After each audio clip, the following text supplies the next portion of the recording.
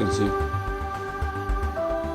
this is the steering wheel airbag, and this is what's inside of it. This is the airbag itself. This, it's still good, it wasn't damaged, don't have any damages on it.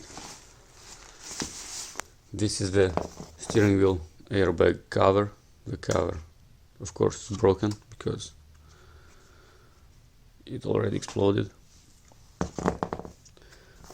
This is the sign that goes on the cover, and this is the bracket that hold all these separate pieces together.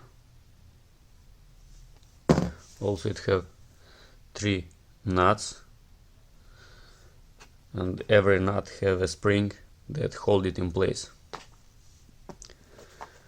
Also, we have 4 more small nuts like this, and also we have a steering wheel airbag inflator, gas generator. It have a special gas inside, and this is the most expensive part of a airbag.